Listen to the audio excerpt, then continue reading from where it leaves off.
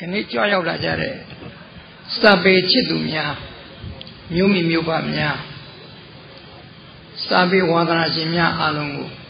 ကိုစိတ်နှပြကျမ်းမှချမ်းသာပြီးတော့လူဝဆန္ဒပြည့်စုံပါစေ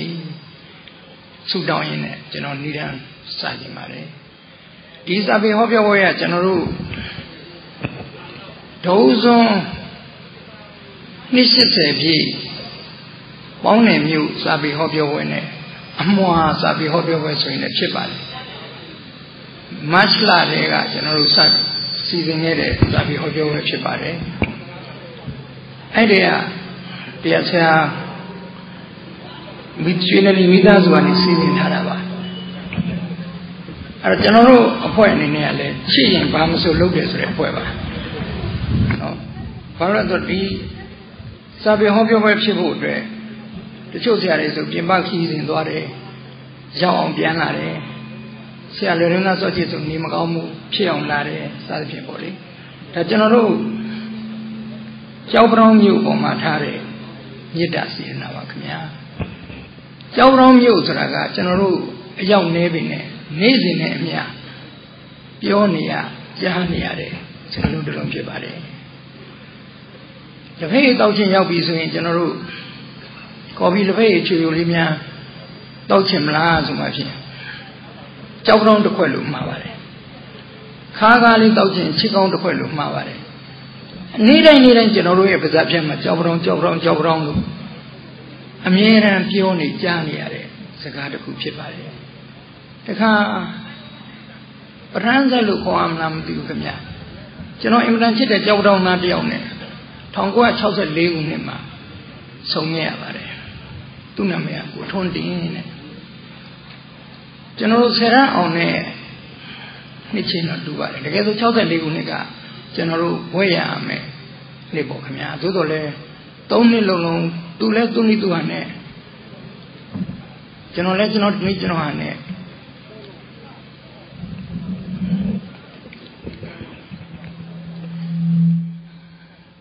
အဲ့ဒီကြောက်ကြောင်သားကဘလို့တတ်မှတ်လဲဆိုရင်ဘွဲဒီဂရီဆိုတာစာကျက်ယူရင်ရတယ်အနုပညာဆိုတာစာကျက်ယူရင်မရဘူးဆိုပြီးတော့59 60နဲ့63လောက်အထိဒီတနဲ့တန်ဦးအောင်လွင်ရှိမှသူကဒီတပဲတင်တယ်ဦးအောင်လွင်လည်းပထမသူဆယ်ရန်အောင်ဒါတက်သူကြောင့်သာမှမသိဘူးသိသွားတဲ့အခါကျတော့ကဲမင်းဘွဲရအောင်လုပ်ပြီးငါအကုန်သင်ပေးမယ်ဆိုတော့မှကျွန်တော်တို့ကလည်းအဲ့ဒီမှာစာနဲ့ပတ်သက်ဘွဲဆိုတာအလကားပေါ့လေအဲ့လိုယူဆပြီးပြောနေတယ်သူနဲ့တော့တွေ့ပါတယ်တွေ့တဲ့အခါအမှန်တန်ရင်းနှီးပြီးတော့ကျွန်တော်ကပေါင်းနေတာဆိုတော့အများအားပြောတယ်အဲ့ကောင်ပေါင်းနေတာနှစ်ခုဒီကောင်တောသားကျွန်တော်လည်းမနာပါဘူးကျွန်တော်တောသားကိုသူလည်းအမှန်ပြောတာကိုဘယ်လောက်ထိဂုဏ်ပြုလဲဆိုတော့အဲ့ကောင်တောသားရန်ကုန်ရောက်ခါသားကတရိษံရုံဝင်တဲ့အခါရန်ကုန်သားတွေနှက်ထခိုင်းရတယ်ရန်ကုန်သားတွေနွန်ကြတိုင်းလူပေါ့ဗျာဒီလူမျိုးတွေပေါ့ရန်ကုန်သားတွေကျွန်တော်တရိษံရုံခေါ်သွားပြီးတော့ကဲမင်းကဝင်ခပေးသူကထွက်ခပေးမယ်ကျွန်တော်လည်းဟုတ်အောင်ပြီလို့ဗျဝင်ခတွေပေးတယ်ပြီးတော့ခတ်တီနဲ့သွားတယ်ကျွန်တော်အဲ့လိုနှိမ်တော့မှန်လဲမှန်တော့ခါရတာပေါ့ဗျအဲ့တော့ကိုထွန်းတင်ခမရပေါင်းနေသားကိုတောသားလို့ပြောတော့ခမရကြောက်ကြောင်ကျုပ်တို့လည်းတော့မကြောက်ဘူးလားအဲ့ကောင်ရှင်းနေချင်းပြောမင်းဗမာမဟုတ်တာအစ်စ်ပါဗျအစ်စ်ဟေးဗမာအစပဲရလေကျွန်တော်သူ့မှာဗမာအစတကောင်းကပြောကြစင်လားပါမင်းလက်ခါကောင်ဗမာဖြစ်ဗမာမပြီးတော့ဗမာအစကြောက်ကြောင်ကကွာတခါမှမကြောက်ဘူးဗျာဟုတ်လားဟာမင်းအနော်ထားကြောက်ဘူးလားအကြောက်ဘူးတာပေါ့ဗျာအနော်ထားကပထမမြန်မာနိုင်ငံတော်ကြီးကိုထောင်နေဆိုအောင်မင်းသိလားပြောစရာမလိုပါဘူးဗျာကလေးဘွားတဲ့အစကျက်လာတာဆိုတော့မင်းမှတ်ထားစုကရေမင်းကိုတော်လန်ဖို့အတွက်နေမြေလူပြီးတော့အောင်မြေနင်းတဲ့နေရာဒိုးမျိုးกว่าကြောက်ဖရောင်းกว่าတကယ်လို့များအနော်ရတာရှုံးခဲ့ရင်ပထမမြန်မာနိုင်ငံဆိုတာလဲပေါ်မလာဘူးဒုတိယတတိယဆိုတာဝေးရောဗုဒ္ဓသာသနာကြီးဆိုတာလည်းပဲရှိလာမှာမဟုတ်ဘူးกว่าအနော်ရတာရှိလို့သာသနာရှိတာဟုတ်ပါကွာမင်းကလည်းဟိုပြုခစ်တဲ့ရှိတယ်ပြုခစ်ကရှိတာပဲတကယ်ထွန်းထွန်းကားဖြစ်တာတို့ရဲ့ပကံခစ်ကစားတာအဲ့ပကံရဲ့အစားကြောက်ဖရောင်းกว่าပြီးတော့မင်းတို့ကောင်းကြီးအမြဲတမ်းတပြည်လုံးမှာတို့ကြောက်ကြောင်ကိုဥတည်နေရတဲ့ ရှိတယ်ကွာမလေးမင်းလောက်ပြန်ပြီဘာတော့မင်းတို့အရှင်ပြုရင်ပါတယ်ရှင်ပြုလို့ကွန်းတောင်ကန်ပန်းတောင်ကန်ကွာအေးပန်းတောင်ဆိုတာပါလေပန်းတောင်ဆိုတာပန်းတောင်ပေါ့ကွာမင်းမှတ်တာပန်းတောင်ဆိုပန်းတောင်ကလာတယ်ကွာကျောက်ပြောင်းဆိုတို့ကျောက်မှာတို့ရှိမှာကျောက်ကြီးကပန်းတောင်ကြီးလိုဖြစ်နေတဲ့အတွက်မြို့ကအဲ့လိုတဲပြီးတော့တကယ်အောင်မြင်နေတာတယ်မြို့ကြီးတောင်မင်းတပြည်တော့တို့ဥခိုက်နေရတာတော်လို့မင်းပြောမလားဟုတ်ပါပြီဗျာဟုတ်ပါပြီကျွန်တော်သူ့ပြန်တောင်းပန်တယ်သူပြောခဲ့တဲ့ဒီဗမာပြည်ရဲ့အစသာသနာရဲ့အစမြန်မာလူမျိုးတို့ရဲ့ဂုဏ်ယူဝယ်အစဖြစ်တဲ့ဒီမျိုးကြီးကိုခဏတော့ကျွန်တော်ရောက်ရှိလာခဲ့ဟောပြောဝင်ရတဲ့အတွက်အလွန်ဂုဏ်ယူဝမ်းမြောက်မိပါတယ်တခါသူနဲ့ဖွားရတဲ့အခါသူကဗမာစာဗမာစကားဗမာလူမျိုးတီလုံးဝသိမခံတဲ့ကြောက်ထားမှာဗျမပြောတယ်သူ့တငယ်ချင်းတွေကျွန်တော်တို့တငယ်ချင်းတွေပေါ့ဗျာနိုင်ငံခြားအထင်ကြီးသူတို့ကအချင်းတွေတိုင်းတာတွေနဲ့ပြောမင်းတို့ဗမာတွေကဆေးတောက်တာတောင်မှအချင်းတွေအတိအကျမရှိဘူးဒီဆေးလေးကိုမကြီးစီကန်းတောက်ဒီဆေးလေးကိုကိုနီလုံးကန်းတောက်ဒီဆေးလေးကိုရွေးစီကန်းတောက်ဆိုတော့ဆရာဝန်တို့ဆေးဆရာတို့ဆိုတာလက်ရည်ကလည်းဆိုးပါပြီဗျာဆိုးတဲ့အခါကျတော့ရကောင်းတဲ့ကငယ်ကမပြီးသားရွှေလက်ကောက်ရွှေလက်စွပ်တွေရွှေလက်စွပ်တွေနဲ့ရွှေတထေးမကြီးကိုဂွေလက်ကောက်ဂွေလက်စွပ်တွေနဲ့ဂွေတထေးမကြီးလိုဖြစ်ရွှေတကုံဘုရားကဂွေတကုံဘုရားဖြစ်အဲ့တော့ဆေးဆရာအရေးမတက်တဲ့အခါရေးလိုက်တာကတော့ဒီဆေးကိုရွေးစီကန့်တောက်ပါဆိုတော့လက်ရည်မှားတဲ့အခါကျတော့ဆေးကလည်းနည်းနည်းအတိုင်းအတာများသွားတာပေါ့ကွာလို့ပြောတယ်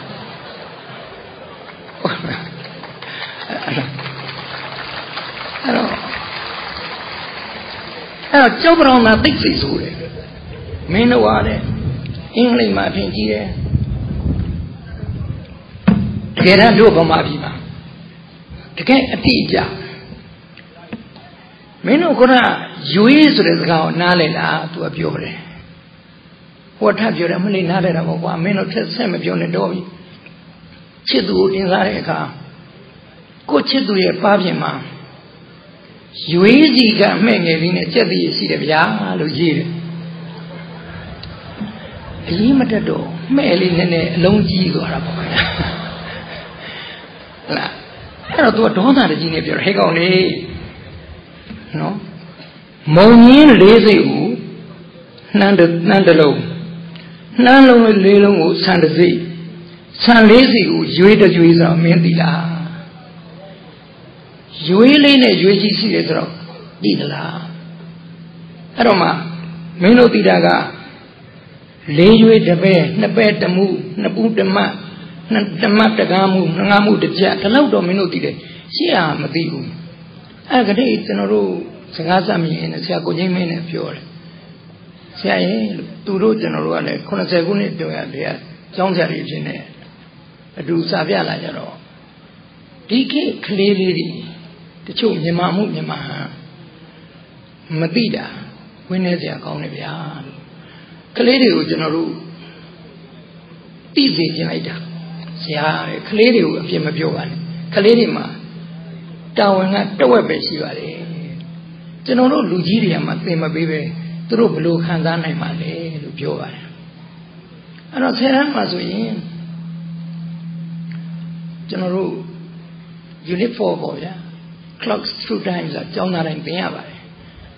သူတို့နိုင်ငံပေါ့ဗျာနာရီပထမစပေါ်လာတော့နာရီကိုစိတ်ဝင်စားဘူးဒါမဲ့တနေ့ကျတော့လူတယောက်ကနေထွက်ကနေဝင်မှာ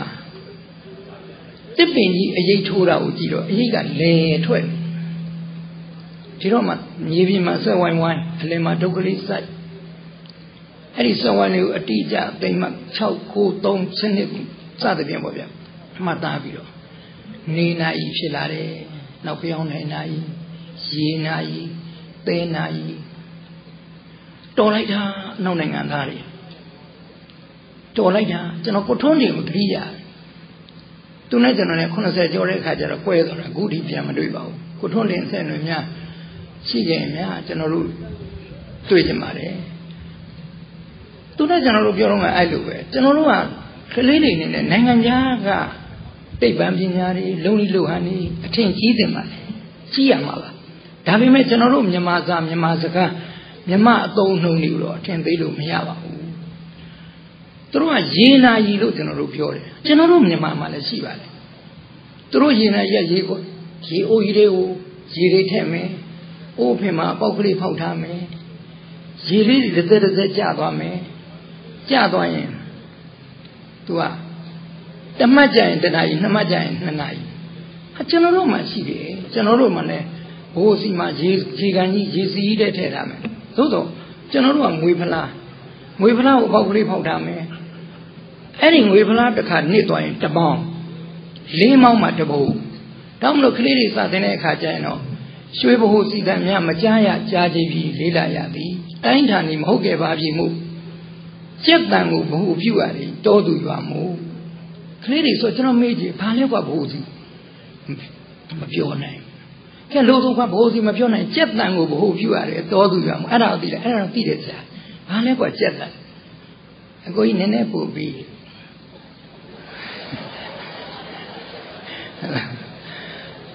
People. Lemon the woman and you, Bosi, so let me Jettan Jaro go in an apple be. General Bamamu Bamasgari. Piazia Bobia. General Magina Shiru, General Manina Shiru. General Chausari Lemaba, Nate, Penapoa, Lintomboa, Liboa, Salvi. A boy messing Magono. Mimalavu.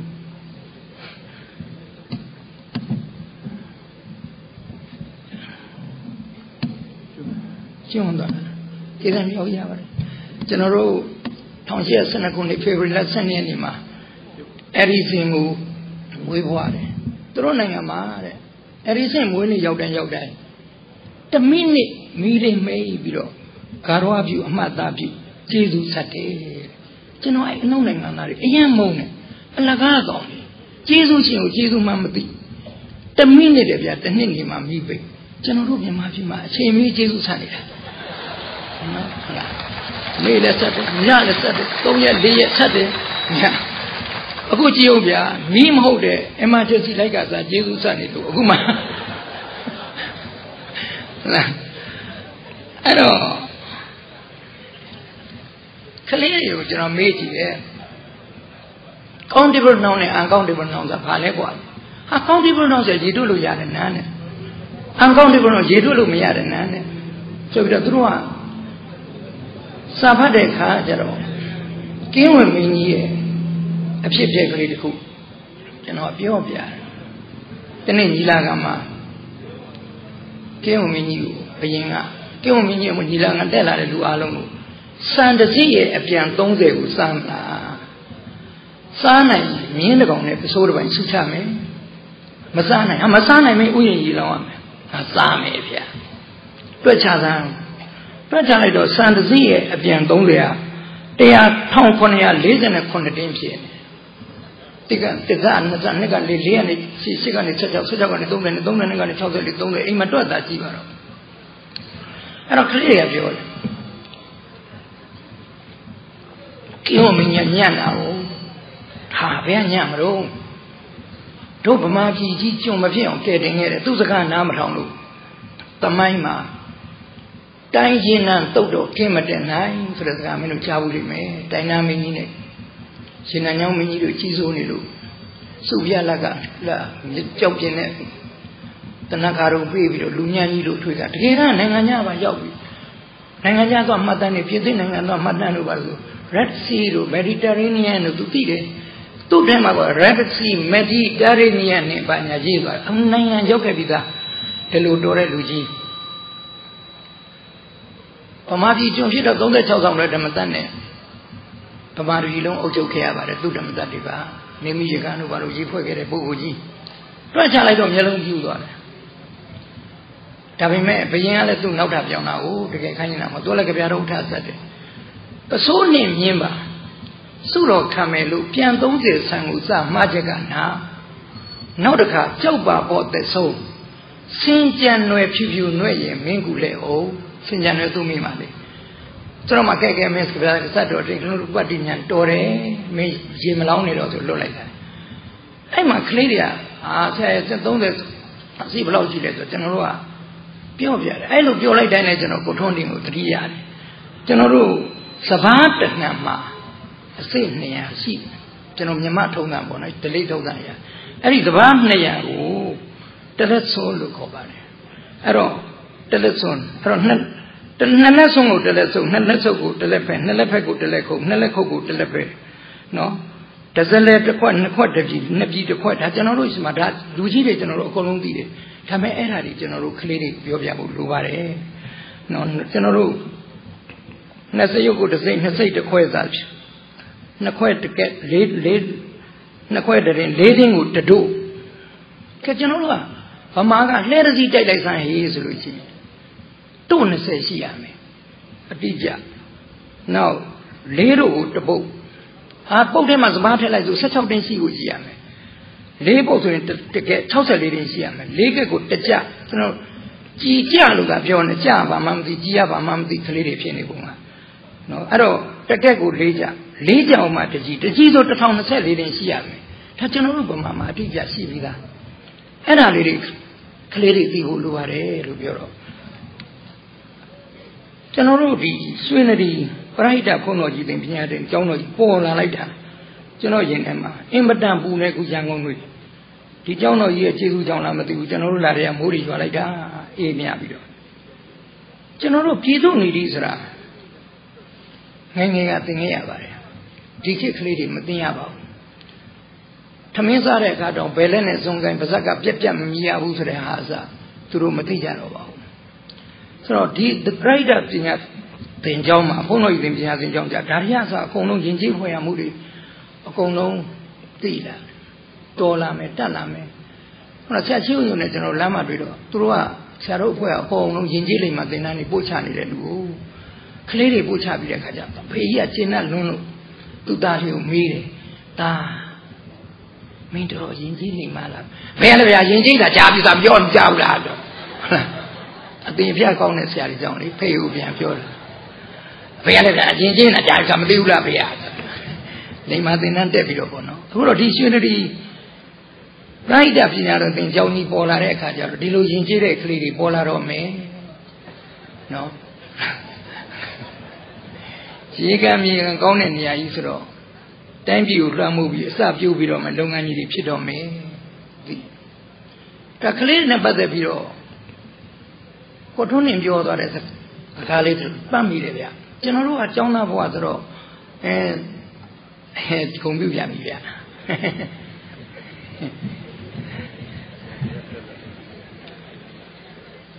ဂုံပြုတ်ပြီးသွားပြီဗျ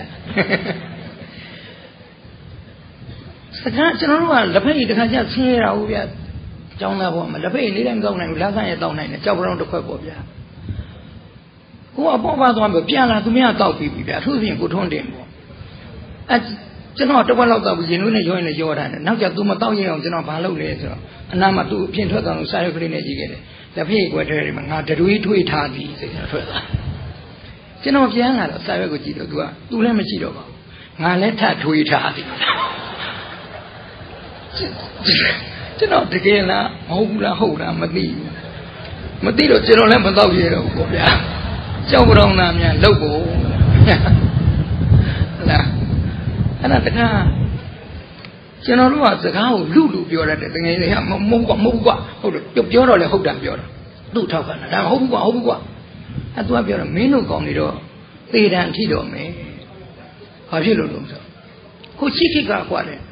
လူရင်းဒီရောက်သွားတယ်လူရင်းလည်းတစိမ့်မဝင်ရဝင်ရင်သေးတယ်တငယ်ချင်းသုံးယောက်ကရောင်းပေးနဲ့လိုက်သွားဟာဖမ်းဘင်းစီဟာအရှင်မင်းကြီးကျွန်တော်မျိုးတို့မသိလို့ပါမျက်စိလည်းလမ်းမရောက်လာတာပါအေးကောင်းပြီမင်းတို့တကယ်ဟုတ်ရင်ငါချမ်းသာဝင်ပေးမယ်သို့တော့ငါအတွက်သိ10လုံးယူခဲ့ရမယ် ရတယ်အဲ့ဒါဆိုအသက်ချမ်းသာပြီပြီးတော့ဒါပေမဲ့ငါဆိုစီတဲ့သုံးယောက်သားပြေးပြီးဘယင်ဆုံးပြောတဲ့စကားဆုံးအောင်နားမတော်ဘူးတယောက်ကစပြစ်သီး10လုံးယူလာအဲ့ဒါဘယင်တောက်ကပန်းသီး10လုံးယူလာမင်းတို့ဒီစကားဆုံးအောင်နားမတော်ဘူးငါပြောတာကတစ်သီး10လုံးယူခဲ့တဝက်ကိုဆွတော့တင်တဝက်ကိုဟလား3လုံးကိုမင်းစား2လုံးကိုစိုးတဲ့သွင်း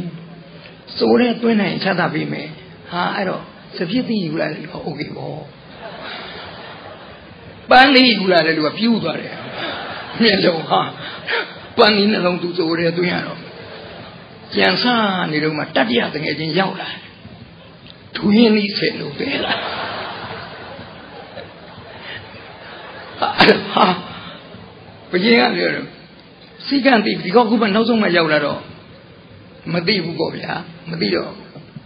တပည့်တော်မှားတဲ့အတိုင်းကျွန်တော်မျိုးကြီး10လုံးယူလာပါပြီခင်ဗျကဲမင်းဒီကိစ္စတော့မင်းအမင်းရှင်ဒီကိစ္စမလုပ်နိုင်ရင်သေတံဆိုတော့သေတံတောင်မပေးလိုက်ရဘူးတညင်းကြီးမြင်တွင်းကြီးမြင်ပြီးတော့သေသွားကြပါတယ်အခုတော့နေပြောသွားတာအဲ့တော့ကျွန်တော်တို့စကားကိုစကားနိုင်လူမပြောဘဲနဲ့စကားလေးတွေနားထောင်မှုအစားကြောက်ကြောက်သားကျွန်တော်သင်သွားတဲ့အချက်ကလေးတွေပါအဲ့တော့စာကောင်းပြီကောင်းဆိုတာအခုကျွန်တော်တို့ပြိုက်တာကြောင့်မှာလှူထားလိုက်တဲ့လူတွေကြောင်းဆောင်မုံဦးကြီးတွေနိုင်ကဆရာတော်အဆောင်တွေဓမ္မယုံတွေကောမကယုံတွေစာကြီးတိုက်တွေပင်မဆောင်တွေကျောင်းသားအိမ်ဆောင်ကျောင်းလူအိမ်ဆောင်စားတောက်ဆောင်မိဖို့ဆောင်အလုပ်သမားဆောင်ပစ္စည်းကိုတော့ရေတန့်တဲ့အိမ်55လုံးနဲ့မလေးကျွန်တော်ကြိုက်လိုက်တာရေတန့်တဲ့အိမ်55လုံးကျွန်တော်တို့တန့်တဲ့အိမ်ဆိုတော့သူရှင်ကြီးပေါ်ရဆိုပြောထားပါလေကိုထွန်းနေလူအမျိုးတွေဆိုတော့အမှန်တော့အိမ်သားပါပဲဗျာဒါပေမဲ့ဒီအိမ်သားဆိုတဲ့စကားလုံးကြီးကအင်မတန်လှတာဟုတ်ဗျာအိမ်ကိုตาရအောင်လုပ်ပေးထားတဲ့နေရာလေးတကယ်လို့များအိမ်သားကရှေ့အောင်တနေ့တပုံပဲသွားတိုင်းတရပိုင်းတပုံဆိုတနေ့မှာ10ပုံ10ရက်မှာအပုံ80တလမှာ240အပုံတနေ့ဆိုရင်မပြောနဲ့တော့ဗျာခင်ဗျာဒါရိုးရိုးတန်းတန်းပုံမှန်သွားတာနော်ကျွန်တော်တို့ယူကျုံးမရဖြစ်တဲ့အခါကြီးရှိဦးမယ်ယူလို့လည်းမရကျုံးလို့လည်းမရနဲ့ခပ်ပြော့ပြော့ကြီးသွားတဲ့အခါဟာသွားပြီဒီနော်ဒီလောက်ကောင်းတဲ့နေရာလေးကိုအိမ်သားလို့မဲ့ခေါ်ထားပြီးအခု55လုံးကြီးများတော့ဆောက်ပြီးသွားတာနော်ပြီးတော့ရေအားမြင်းအားမိအတွက်မြင်းကောင်ကြီး90အားရေအတွက်ပေ400လက်တဲ့ဝီစီတွင်ဆက်သွေးအတွက်ကျိုးပုံနှလုံးကျောင်းသားတွေစသင်ကုန်ကျောင်းသားတွေလည်းစားတော့ခုံစပွဲကုံမလီနောက်ပြီးတော့မှကွန်ကရစ်လမ်းမကြီးဒါမဆုံးသေးဘူးတဲ့နောင်အရှိတည်တတ်အောင်ထာဝရဆက်လက်တည်တတ်နေအောင်ကျွန်တော်တို့ဆရာကြီးဥဆိုသိန်းပေါ့နော်သီဟသူဓမ္မမဏိဇောတဒရာဥဆိုသိန်းနဲ့သီရိသူဓမ္မသိန်းကြီးဒေါ်စင်လူမိသားစုအဲ့မှာကျွန်တော်ကအရှိတည်တတ်မှာစီလို့ဆုတောင်းရင်းနဲ့အနည်း80ကျော်ဖြတ်သန်းလာခဲ့တဲ့ပေါင်းတဲ့ဘဝရိပ်သာလေးရဲ့သမိုင်းလေးပြောပြခြင်းနဲ့ဗျာခင်ဗျားတို့သိပြီးသားပါမန္တလေးရဲ့အုပ်ကျောင်းမှာတော်နှုတ်တော်ဦးစွန်းဆိုတာဘိုးပုံနဲ့ကြီးရှိသမျှပစ္စည်းတွေရောင်းချပြီးတော့ခိုးရမယ်ဘိုးဝါးတွေအတွက်ဆိုပြီးတော့မင်းကိုပါတစောင်းဒုတိယကတော့တထုံမြတ်သဝိတောင်ကြီးမှာတတိယကပေါင်းနယ်မှာစရုထာကရန်ကုန်နှင်းစီကုန်းမှာပြင်စမကပခုတ်ကူမှာဘိုးဝါးကြီးတွေထောင်ခဲ့တယ်ဒေါင်းဆုံးကငါဘိုးဘွားကြီးတွေထောင်ခဲ့မယ်နောက်သူတွေကြည့်လို့ကြာနင်တို့သဘောနင်တို့ကခန်းချင်းကားစမဟုတ်ဘူးဗျာခုဆရာကြီးဦးစိုးသိန်းတို့လိုပဲအစီအမံနေထားခဲ့ပါတယ်မင်းကုန်းမှာဆိုတခါတည်းဆက်လင်းနဲ့ပါနဲ့အကုန်လုံးပစ္စည်းအကုန်ပေါင်းနေမှာဆိုရင်လေမော်တော်ကားနဲ့အဲ့ခေတ်ကမော်တော်ကားလွတ်လိုက်မရခင်ခေတ်ကပေါ့ဗျာမော်တော်ကားတစ်စီးစီးနိုင်မှုလွယ်တာမှမဟုတ်ပဲအလှခံမှုမော်တော်ကားထားခဲ့တယ်လဲဧကတွေအများကြီးထားခဲ့တယ်အဲ့ဒီကနေပြီးတော့သီးကားကလေးချပြီးအဖိုးဘွားတွေခိုးရမယ်တွေကျွေးဟေးဒါပေမဲ့1962ခုနှစ်ဒေါ်လာရေးဆိုတဲ့ကနိုင်ငံပိုင်ပြည်သူပိုင်ပြုလို့အဥပဒေအရလဲရမည်တွေအသိမ်းခံလိုက်ရတယ်။သိမ်းခံလိုက်မှအဲ့ဒါဘိုးဘွားကြီးသားကြီးသွားတာပဲ။အခုဒီမနေ့ရုံးကန်လှုပ်ရှားပြီးဘိုးဘွားကြီးသားတွေကိုကလေးတွေကိုအဖိုးကြီးပေါ့မကလေးတွေနောက်ဘွားတွေကလေးပေါ့ဗျာ။ဟုတ်လားလူကလည်းမှားတာပါတယ်ကျွန်တော်တွေမဟုတ်ပါဘူး။ဟိုတနေ့ကကျွန်တော်တာဂီတက်သွားတယ်ဗျာ။ တာဂိတဘတ်စကာစီးသွားတဲ့အခါကျတော့တာဂိတမှာဘတ်စကာဂိတ်နှစ်ခုရှိတယ်တစ်ခုကတစ်ဈေးနှစ်ဈေးဆိုလူရှိတာတစ်ဈေးခွေဆွေရပြောဟေးတစ်ဈေးခွေပါလားဘာမှမပြောကြော်ကန်နေကြမှာဖွားတယောက်ကပဲတစ်ခွေးစိပါတယ်တစ်ခွေးစိပါဆိုဟလာဟောဈေးခွေဖွားအော်တာတစ်မျိုးဟလာဒါတွေကတော့မှားတတ်ပါတယ်ကျွန်တော်တို့ဖွားတို့ကျွန်တော်တို့တာမန်လူမပြောနဲ့ပညာရှိဆိုတဲ့လူတောင်ကိုမှားတာလက်မခံဝန်ခံမှုအိမ်ပေါ်ခွေးတက်တဲ့အခါကျတော့ဟက်ခေဝါဆွဲမပါဘူးမိမဆက်တာပေါ့ပညာရှိလဲအမိခံနေသေးတယ်ခွေးတောင်ပြီးအောင်မဆိုနိုင်မဲနဲ့တော်သားမှဘေးရင်ကြလို့မကောင်းဘူးမင်းကြည်စမ်းဒီခွေးဒီလားခွေးမလားခွေးမလေအေးအဲ့ဒါကြောင့်ငါဝါဆွဲမထည့်တာဒီလိုပါပဲလူကြီးတွေကအမှားဝင်မခံပါဘူးနော်အဲ့တော့ကျွန်တော်တို့ဒီပြိုက်တာစာသင်ကျောင်းကြီးမှာစာကြည့်တဲ့ကြီးတွေလည်းပေါ်တော့မယ်ရှိတော့မယ်ကလေးတွေစာဖတ်ကြတော့မယ်စာကောင်းပေကောင်းတွေလေ့လာရတော့မယ်ဒါဆိုသူတို့လူကောင်းသူကောင်းတွေဖြစ်တော့မယ်တချို့စာကောင်းပေကောင်းကဆရာစီရအလိုရဆိုရင်တော့မိဘမဲ့ပေါ့ဗျာဥမာကျွန်တော်တို့ကိုတိဒီကလေးတွေလည်းသင်ခဲ့ရပါတယ်နော်စပယ်တဲ့လေးယုံပြိုတော့မောင်မပန်တိုက်ပန်းပြတ်ခိုက်ကြုံအပွင့်ရဲ့ကုန်းတကုန်းဖြင့်ကြံပါသည်ပန်းကျင်သူပြုတ်မောင်ကြီးရဲ့ခေါင်းပြီးခဲ့လေ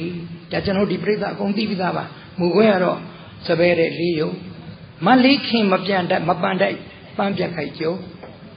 အပွင့်ရဲ့ကုန်းတကုန်းဖြင့်ကြံပါသည်ပန်းကျင်သူမျိုးနှဲ့နှောင်းရဲ့ခေါင်းပြီးခဲ့လေလို့ဆိုတယ်တမန်မြင့်ကြီးဟိဆွေပင်လေးပင်ရှိတယ်အပွင့်နဲ့ကုန်းပြီတန်ငုံကြံနေတယ်ပန်းကျင်လာခေါင်းပြီးခဲ့ဒီလောက်တုံနဲ့တွလာတူတောင်းနဲ့ဒီလောက်အိဗယ်မဲ့တယ်ဆိုရင်ဒီကဗျာနှစ်ထောင်ပေါင်းများစွာကြာအောင်ဘယ်တက်တန်းရှိပါမလဲဗျာကျွန်တော်တို့အားလုံးသိကြတဲ့အတိုင်းဖျားလေးစုပွင့်ပြီးပြီဖျားတဆူကြံသေးတယ်ဒီဖျားတဆူကိုပြီးခြင်းသာသနာနဲ့ကြုံရင်တော့ရှုစင်းတဲ့စိတ်ကိုထားဆရာဦးစုပ်သိန်းတို့လိုအတ္တကိုနောက်မှာထားပရကိုရှိမှထားကုသိုလ်ကောင်းမှုတွေပြုအဲ့ဒါဆိုရင်ဖြင့်တို့နောက်ဖျားနဲ့မိပါလိမ့်မယ်လို့ဟစ်တယ်မင်းကြီးရှိသလိုပဲအနောက်နိုင်ငံမှာလဲ Henry Wadsworth Longfellow ရဲ့ The Hero and the Song ဆိုတဲ့ကြပြလေးဒီကမ္ဘာလုံးကကြောင်းတိုင်းလို့မှပြတ်ထားပါတယ်ကျွန်တော်တို့မြို့မှာလဲကျွန်တော်တို့တိုင်းပြည်မှာလဲပြတ်ထားတယ်သူကအဲ့ဒီကြပြလေးနဲ့ဆင်တူတယ်ဗျာI shot an arrow into the air. It fell to earth in I knew not where. For if so swiftly it flew the sight, could not follow it in its flight. Miale doesn't feel today, Lidu Reuque. Yevian Bodo Jadore, Pesi Bewe Mabide. Not a Bajaro. I breathed a song into the air. It fell to earth, I knew not where. For who has sight so keen and strong, it could follow the flight of sound. The chain is about so like the little day way, maybe more to chat about it, Betty they were Madide. The chain now would like where so chat can means blue see the lake way, Lumire. That they are long afterward in and out, I found the arrow stay and broke, and the sound from beginning to end, I found again in the heart of a friend. Long afterward in and out. Kala see me Jadoka, what the chabima. Young lady John Piandria, mature Mabesinisha. And the sound from beginning to end, I found again in the heart of the friend. The changeable Piadri, the changeable Jindeme, Assassin Way. Kitty Mongia. Township on the second quarter, Henry Wadsworth Longfellow, session in Maguire. Where Yajan tell to do, Pamoka Tankan, Padayapina. To Lemakamu, Chat Villa Villa, half a tech to a period, not send the name of Pamoka Yaru, Lecamare. တောင်းလို့ကျွန်တော်တို့လူငယ်များလည်းပဲအသက်ငယ်တယ်ဆိုပြီးတော့ဇွဲမှမလျှော့ဘဲနဲ့အခက်အခဲတွေကြုံလာသမျှကိုဒီရှိကသွားခဲ့တဲ့လူတွေလိုမျိုးဘဝကိုရင်ဆိုင်နိုင်မှုပေါ့နော်ပရိယုံမောင်စိန်ဝင်ရေးတဲ့ကြပြလေးတစ်ပုဒ်လို့ဘလောက်ပဲကြဲကြဲပင်လေဟာကမ်းခြေရဲ့အောက်လှိုင်းထန်တန်လေကြံ့ကြံ့ကမ်းကမပြောင်းကျွန်တော်တို့ငယ်ငယ်ရင်ဆိုင်ရသလိုဆင်းရဲမှုတွေဒုက္ခတွေအခက်အခဲတွေနောက်ဆုံးလွမ်းဆုံးမှုတွေနော် အမျိုးမျိုးကြုံရပါလိမ့်မယ်ဒါတော့ကျေပြောတဲ့ဒုက္ခဒုက္ခပင်လယ်ပြင်ကြီးဟာကျွန်တော်တို့ရဲ့ဇွဲတွေကျွန်တော်တို့ရဲ့အာမန်တွေရဲ့အောက်ကျွန်တော်တို့ကမ်းခြေရဲ့အောက်မှာရှိပါတယ်လိုင်းတွေဘလောက်ပဲထန်ထန်လေတွေဘလောက်ပဲကြမ်းကြမ်းကျွန်တော်တို့ဇွဲမှတတ်ပြီးအားရှိနေဘယ်တော့မှကျွန်တော်တို့ရဲ့ရည်မှန်းချက်ပန်းနိုင်မပြောက်ပါဘူးကျွန်တော်တခုခက်ခဲတွေ့တိုင်းမောင်စိန်ဝင်းရဲ့ကြပြလေးကိုတတိရပါတယ်ဘာလို့ဆိုကျွန်တော်ကိုယ်တိုင်ငငယ်ကစက်ခဲ့ဘူးတယ်သူ့လိုစအားမှမပြေပဲနဲ့အခုလိုຫນွေပူပြီးမှခက်ကောင်းကခက်ကိုင်းကထောင်ຫນွေလောက်လောက်မှလွမ်းရောင်တရုပ်အားအင်ဆုပ်သည်ငုတ်တုတ်ထိုင်ကိုပင်ຫນွေအိုငယ်ဒါကျွန်တော်ရေးခဲ့တာပါဆိုတော့ဘာအားမှမရှိဘူးပူလောင်လို့ဒုက္ခရောက်နေတဲ့လူတစ်ပင်ကြီးကြပြီးကြည့်ပြီးတော့ထိုင်ကိုကျင်စိတ်ပေါက်သွားအောင်ဖြေတာပါအဲ့လောက်ကြွားချပါတယ်နော်နောက်ပိုင်းတွေ့ပါကျွန်တော်တို့ခဏပွဲမကခင်ခဏထွက်တဲ့လူရဲ့အဆရာပေါ့ဗျာတကယ်ဆရာကြီးတွေတောက်ပါလာပါလိမ့်မယ်ကျွန်တော်မှ10မိနစ်တော့အချိန်ရှိပါသေးတယ်အဲ့တော့ခုနကကြပြလေးကျွန်တော်ပြန်ကောက်မယ်ဆိုရင်မြားရင်းပြစ်လိုက်တယ်လေထဲကြပဲဘယ်ရောက်တာမသိဘူးတချင်းတစ်ပုတ်ဆိုလိုက်တယ်လေထဲကျဘယ်ရောက်တာမသိဘူးနောက်တော့ပြန်တွေ့တယ်ဝတိချပဲမှာတန်းလန်းတချင်းတစ်ပုတ်တွေနဲ့ဂျင်းထဲမှာအကောအဲ့လောက်သာတိမ်မှဖြစ်ဗျာ1889ခုနှစ်ကဘုရားကလေးကဘာကျော်စာပေပညာရှင်ကြီးရဲ့ကြပြကဘာလုံးကပဲပြင်ဖြစ်မလဲခုနကျွန်တော်တို့စပယ်လေးယုံလို့ပဲမြားလေးတစ်စင်းပြစ်လွတ်တယ်လူတွေကိုဒုက္ခပေးမယ်မွေးဖွားရမှသည်တေဆုံးတဲ့အထိဘယ်လိုဒုက္ခမျိုးတွေကြုံရမလဲဟာပေးမယ်ဟာဟုတ်လားသူဆင်းအောင်စိတ်ဆင်းအောင်လူဆင်းအောင်လုပ်မယ်အဲ့လိုလုပ်လိုက်လုပ်တဲ့လူကတော့မပြောလိုက်တော့ဗောဗျာဘာမှမဟုတ်ဘူးအမှတ်တမဲ့ပြောလိုက်တယ်အဲ့ဒါကောင်မှထိုင်နေတာကြည်သာငုတ်တုတ်ကြီးနော်သွားလိုက်ရင်မမနဲ့ရှူပေါက်ရင်အရေးတွေထွက်တယ်ဟုတ်လားစက်ဘုံမတရားတွေပြောဟာဒေါသတွေထွက်ဒါပေမဲ့ဘယ်တော့မှမမေ့ဘူးမတရားလုပ်ထားတာမြားလေးတစ်စင်းပြည့်ဒါပေမဲ့ဆရာဥစိုးသိန်းလို့ကိုကျိုးကိုမဖက်ဖဲနဲ့လောဘတရားကိုဖယ်တတ်ပြီးတော့အများကောင်းကျိုးကိုလှုပ်ထားသည်တခြင်းလေးတစ်ပုဒ်ဆိုလိုက်ထားပါပဲဒီတခြင်းလေးကရင်တိုင်းလူတိုင်းရဲ့ရင်ထဲမှာဆွေးမြဲနေပါလိမ့်မယ်လူတစ်ပတ်သားဒုက္ခရောက်အောင်လုပ်တဲ့မြားလေးတစ်စင်းပြစ်ထားနဲ့လူတစ်ပတ်သားရင်ထဲမှာအေးချမ်းသွားအောင်အတ္တကိုဖယ်ပြီးတော့တကယ်စစ်မှန်တဲ့မေတ္တာစေတနာနဲ့ထားပြီးတော့ကောင်းကျိုးဆောင်ခြင်းဟာတခြင်းတစ်ပုဒ်ဆိုလိုက်ခြင်းပါပဲဒီမှာလည်းကျွန်တော်ဆရာချင်းဝင်ကိုရေးတဲ့စာလေးတစ်ပုဒ်အတုများနဲ့နေသားကြခြင်းဆိုကျွန်တော်ကြိုက်လုံးလို့ပါဝိသနာတရားတွေကိုသူပြောသွားတယ်ပါဇက်ကထင်လိုက်တော့မေတ္တာလို့ထင်တယ်ဒါပေမဲ့မေတ္တာကိုအယောင်ဆောင်ထားတာကယာကနော်ကျမယောက်ျားချစ်လွန်းလို့ခဏအိမ်များမလာဘူးအဲ့ကောင်ဘယ်နဲ့သွားနေမှမသိဘူးတော့ကျမကိုကြပါအောင်ဆိုယောက်ျားမကောင်းအောင်သူများလာတိုင်တယ်ပြောတော့ချစ်လွန်းလို့မနာလို့စိတ်နဲ့ပြောတာပါလို့ပြောတယ်မနာလို့တာနော်ချစ်ချင်းမေတ္တာဒီမနာလိုမှုပေါ်မှာအခြေခံနေပါညာဆိုအလကားပြောတာချစ်ချင်းမေတ္တာဒီအေးချမ်းတယ်အေးဆက်ခြင်းသဘောရှိတယ်ရယူခြင်းသဘောမရှိဘူးခွင့်လွတ်တယ်ဖြူစင်တယ်တန့်ရှင်းတယ်ဆက်ဆောင်မလေးဖတ်ပြီးတယ်ကျွန်တော်သဘောကျလိုက်တာလူလောကမှာဝိသနာနဲ့ခုလိုညာပြီးတော့အတုအစ်စ်တင်ပြီးကျွန်တော်တို့သုံးဆွဲနေကြတာလေစိတ်ထားတွေပေါ့နော်ကိုဆရာဦးစိုးသိန်းတို့နော်ဒီဆရာမကြီးတော်စင်လူတို့ကြတော့လေလောဘတရားကိုတတ်နိုင်ပြီးတော့ဆူလိုက်တဲ့သချင်းကလေးတွေရှင်ထဲမှာအမြဲရှိနေပါလိမ့်မယ်နော် I found the arrow stay and broke မကောင်းတာလုပ်တော့လဲမကောင်းတဲ့အမှုယူဘယ်တော့မှဘယ်လိုလူသားမှမမေ့နိုင်ပါဘူးကိုယ့်ဘောမတရားလုပ်ထားတဲ့ကိစ္စနော်မကျင်တတ်ပေနဲ့လည်းမပြောရလို့နေမယ်ဟလားဒီရှင်ထဲမှာမပြောက်ဘူး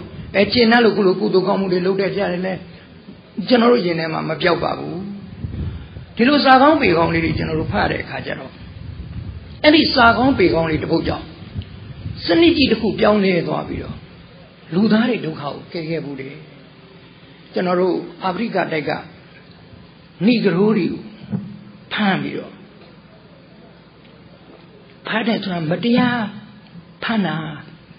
ပင်လေတွေကနေစောင့်ကျူးကျော်လာတဲ့လူမြေပြင်ပေါ်စောင့်ကျူးကျော်လာတဲ့လူဏိဂရိုးတွေဖမ်းကျိုးနဲ့တုတ်ကလေးလာသင်္ဘောပေါ်တင်အမေရိကန်မှာရောင်းစားတဲ့အခါကျတော့ငွေဝယ်ကျွန်စနစ်ဆိုတာကျွန်တော်ဖြစ်လာဘယ်လောက်မြန်ဆိုးလဲဆိုရင်ဗျာအဲ့ဒီငွေဝယ်ကျွန်ကိုတပ်ပြီးလူသားမှုမဖြစ်ဘူးဗျာအမေဘယ်လောက်ပိုင်နေစမ်းသူတို့ဥပဒေကနေခွင့်ပြုထားတာအဲ့ဒီငွေဝယ်ကျွန်ကတောင်အမေရိကတိုက်ကနေမြောက်အမေရိကတိုက်ကိုထွက်ပြေးနိုင်ရင်ငွေဝယ်ကျွန်ဖြစ်ကလွတ်တယ်ဗျာအဲ့တော့ဥပဒေပြဋ္ဌာန်းတယ်ငွေဝယ်ကျွန်သည်တဲ့တောင်အမေရိကတိုက်မှာမြောက်အမေရိကဆိုထွက်ပြေးရန်ကြံစည်တော့သေဒဏ်တဲ့ဟာကောင်းလိုက်တဲ့ဥပဒေ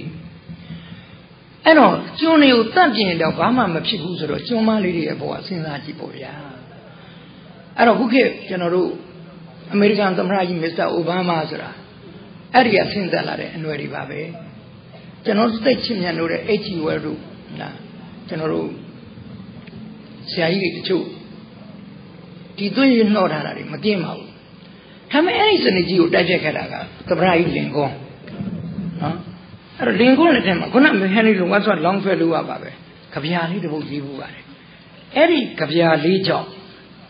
အမေရိကန်မှာပြည်တွင်းစစ်ကြီးဖြစ်ခဲ့ရတယ်အဲ့ဒီပြည်တွင်းစစ်ကြီးဖြစ်ပြီးတဲ့အခါမှာပထမပိုင်းမြောက်အမေရိကတိုက်ကရှုံးတယ်နောက်ပိုင်းမှာနိုင်တယ်ကျွန်းစနစ်ကြီးပြတ်သုံးသွားပါတယ်ဒါစာကောင်းပေကောင်းကြောင့်စနစ်ကြီးတစ်ခုပြစ်လာကျွန်တော်တို့ပြောင်းလဲသွားတဲ့သဘောပါအဲ့ဒီကြပြာမှာဝါဆွတ်က Besides the ungathered tricely, his sickle innocent, his breast was bare, his bedded hair was buried in the sand. Again, in the mist and shadow of sleep, he saw his native land. Parama bain tu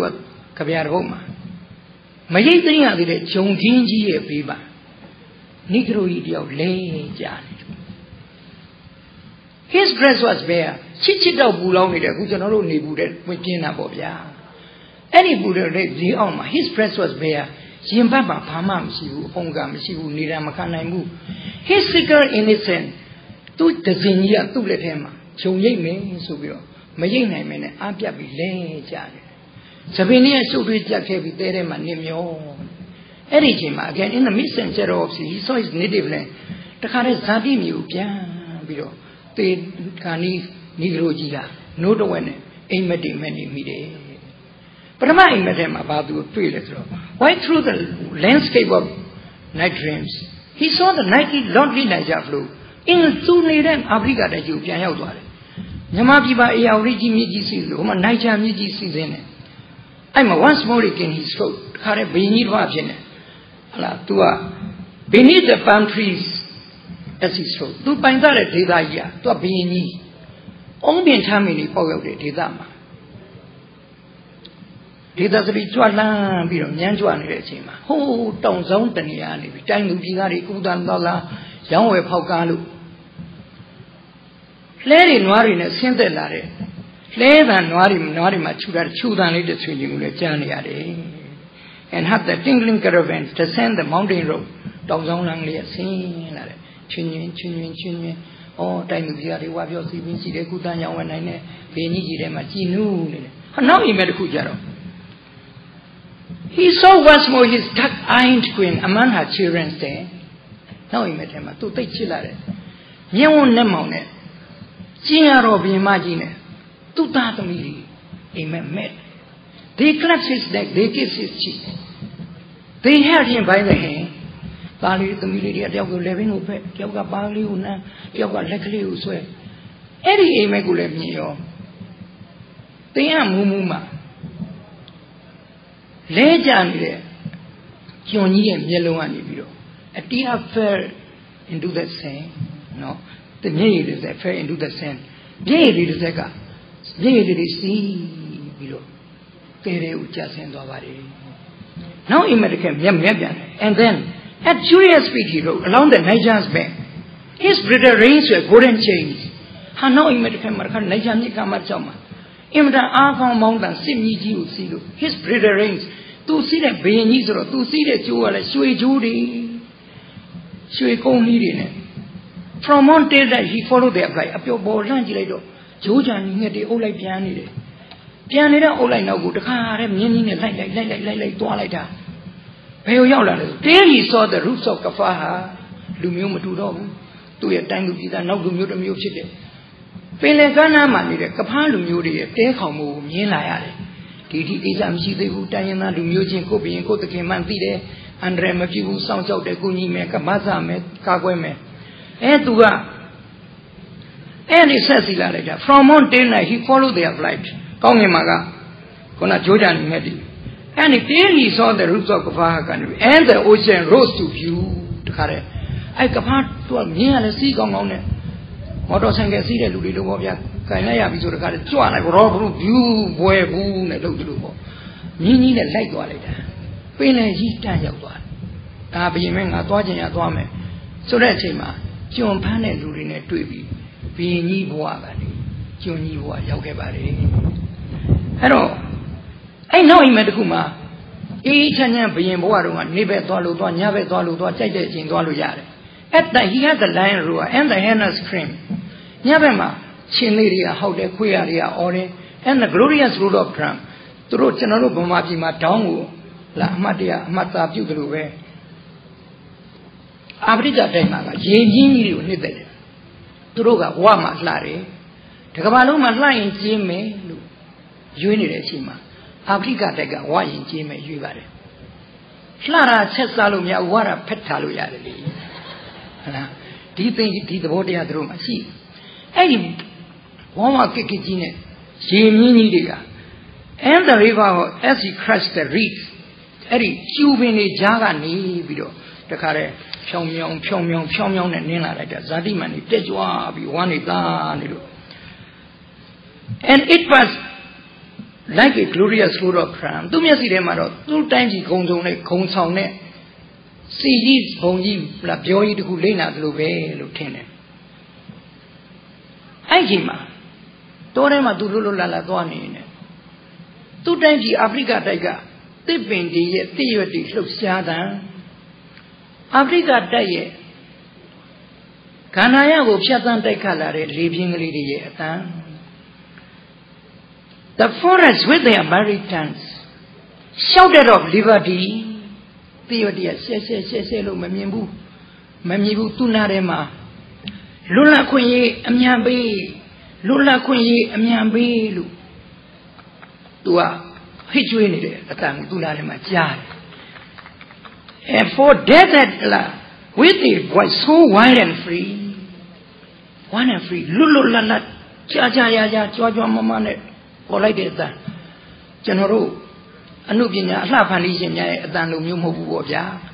ကျွန်တော်တို့အလှဖန်လေးရှင်များတော့လွတ်လပ်ခွင့်ရေးအမြန်ပေးဆိုတာဒီလိုအတန်မဟုတ်ဘူး one and free လွတ်လပ်ခွင့်ရေးအမြန်ပေးအဲ့လိုဟိကျွေးတောင်းဆိုတဲ့အခါ that he started in his sleep and smiled at their tempestuous plea လေလူတိုက်တန်တိရွက်ကြည်ဥတန်တွေကအစမလွတ်လပ်တဲ့သူ့ဘဝကိုလွတ်လပ်ခွင့်တွေပေးလိုက်စမ်းပါလွတ်လပ်ခွင့်တွေပြန်ပေးစမ်းပါလို့ဟစ်ကြွေးပြီးတော့လွတ်လပ်ကျဲလောင်အားရပါရ tempestuous plea လွတ်လပ်ခွင့်အရေးတွေကိုတောင်းဆိုတဲ့အခါမှာသူ့ရင်ထဲမှာငြိမ်းချမ်းပြီးတော့သူ့ပါဇက်ကလေးအင်းသူကပြုံးလိုက်မိတယ်သားသမီးတွေမြင်လိုက်ပြီးတော့ရင်ထဲမှာထိခိုက်ပြီးတော့မျက်ရည်လေးတွေကျလာလိုက်တန်ချေချင်းခတ်လက်ထိတ်ခတ်ပြီးတော့မတရားသဖြင့်နေဘူးတဲ့ခံထားရတဲ့သူ့ဘဝအတွက်သဘာဝဝန်းကျင်လေးတွေအစ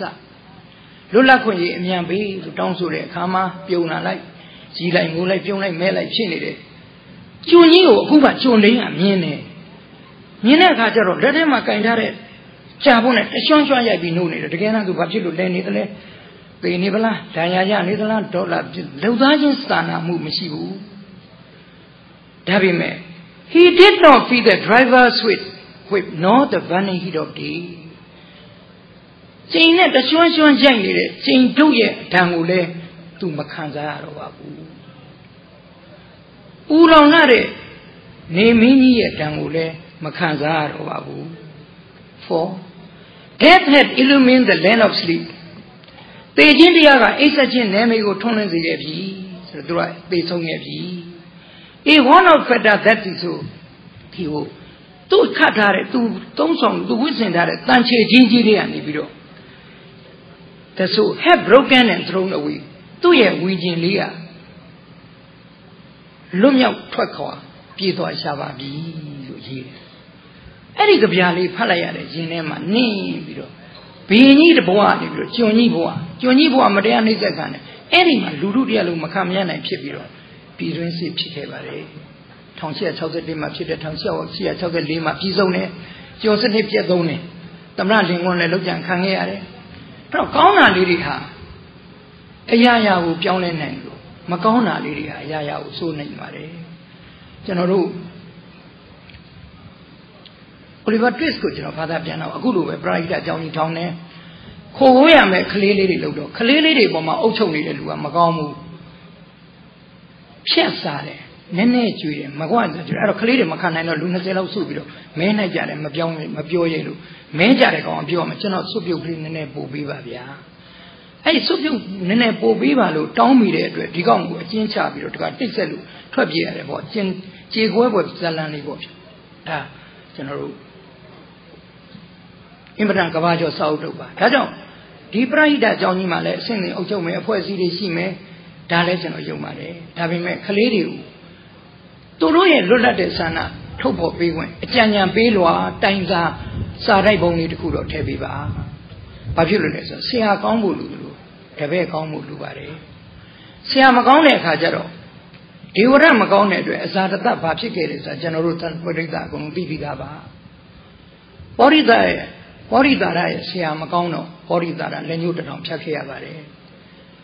ဒါပေမဲ့လူမကောင်းလို့ဆရာမကောင်းလို့တပည့်မကောင်းသွားရင်တရက်ခွက်တနယ်တပြည်တမြို့တွေမဟုတ်တော့ဘဲနဲ့အားလုံးဒုက္ခရောက်တတ်ပါတယ်ကျွန်တော်တို့နော်ခလေးဘဝသင်ငယ်တုန်းကတောင်းနော်ပောရိသရအကြောင်းမှာနော်တိုင်းပြည်ဒုက္ခရောက်တဲ့အကြောင်းမျိုးပေးခဲ့ပါတယ်တပည့်မကောင်းတော့လဲရှင်မသဖမရှိပါကသဖကိုတော်ကြီးတဲကြောင်မိရှုခံခဲ့ရပါတယ်သာသမီကောင်းတော့လေခုကျွန်တော်တို့သာသမနာတော်ကြီးကဗုဒ္ဓရဲ့သာသမီတော်ဖြစ်တဲ့သံဃာတော်များရဲ့ဆွမ်းဆောင်မှုကြောင့်ကျွန်တော်တို့တိုင်းပြည်အေးချမ်းသာယာပြီးတော့တယောက်နဲ့တယောက်မြစ်တာတက်ပြီးလွှမ်းခြုံပြီးနေနိုင်ခဲ့ပါလေသာသမီမကောင်းတဲ့လူသားထဲမှာဆိုရင်လည်းရာဇကုမှကြောက်စာကိုကြည့်ရင်မင်းသားကောင်းတဲ့အတွက်သေကကြီးကျန်စစ်သားမင်းကြီးဟာကျွန်တော်တို့ကောင်းရာသူဂတိလာခဲ့ရတယ်လို့အလောင်းစီသူမင်းရဲ့သာနရတုဟာသူ့ဘခင်အသက်80ကျော်ကိုရွှေကူကြီးပြရတဲ့ထက်နိုးလာတဲ့အခါငတ်နမ်းမဟုတ်တကားလို့ပြောလိုက်တဲ့အတန်ကြားကြတဲ့ကဟာအသက်ကပြေးပြန်ရှင်းတော့သေတော့မှာပဲဆိုပြီးတော့ခေါင်းနဲ့ဖိပြီးတော့တတ်ခဲ့လို့အလောင်းစီသူသိခဲ့ရပါတယ်တော့ကျွန်တော်တို့စာကောင်းပေကောင်းလေးတွေဖတ်ပြီးတော့လူကောင်းသူကောင်းလေးတွေဖြစ်အောင်ကျွန်တော်တို့ကြောက်ပြောင်မြို့သူမြို့သားအပေါင်းကျွန်တော်တို့တပြည်လုံးကရှိတဲ့လူအားလုံးတောင်းဝင်ရှိပါတယ်လူကောင်းသူကောင်းလေးတွေပေါ်လာအောင်ကျွန်တော်ဒီပရိဟိတအကြောင်းညံ့နေပြီးတော့မြေတော်မြောက်ပေးနိုင်ပါစေလို့စုမုံကောင်းတောင်းရင်းနဲ့ကျွန်တော်ဒီကုန်းချုပ်ပါတယ်ခင်ဗျာ